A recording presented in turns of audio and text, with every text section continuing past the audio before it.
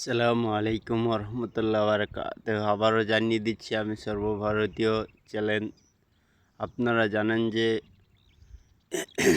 সর্বভারতীয় দেশে যেভাবে জঙ্গি হামলা হয়েছে, এটা সব করতে সব দায়িত্ব ফাঁস হয়ে গেল। আজকে দেখা যাচ্ছে আমরা সব জায়গায় সব ছেড়ে দিয়ে আমরা কিন্তু পাকিস্তানকে বেছে নিয়েছি, এবং তারাই কিন্তু আমাদের শত্রু দেশ বলে মনে করে সবাই।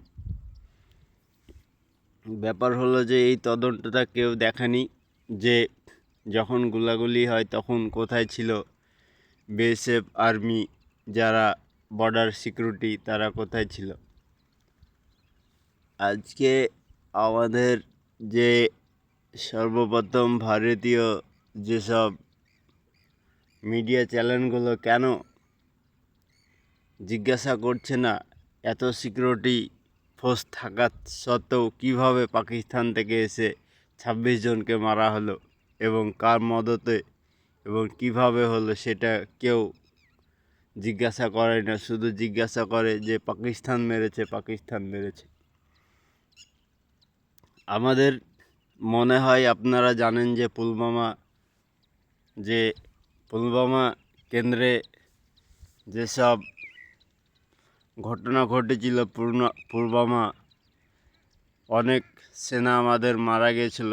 তখনই আমরা বুঝেছিলাম যে নরেন্দ্র মোদী সরকারের যে সিকিউরিটি গার্ড এবং সিকিউরিটি ফোর্স কামিয়াব হতে পারেনি, এবং যারা দায়িত্বতে আছে তারা বিভিন্ন বিষয় নিয়ে তোলপাড় হয়েছে।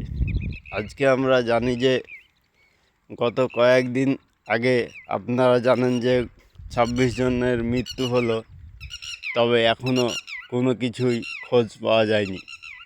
কে মারা গেছে, কে মেরেছে, কারা মেরেছে এবং কতজন মারা গেছে সেটা খোঁজ পাওয়া গেছে। টোটালে 26 থেকে 27 জন হবে মারা গেছে। তবে আমাদের ভারত সরকারের কাছে একটি অনুরোধ, যেন এই কেসের মধ্যে কারা জড়িত তাদেরকে খুঁজে বের করা।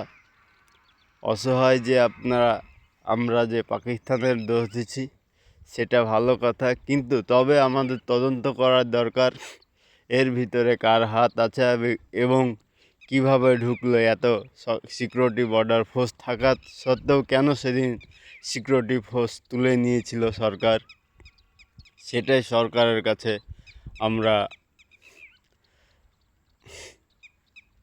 আবেদন জানাচ্ছি। এবং সেই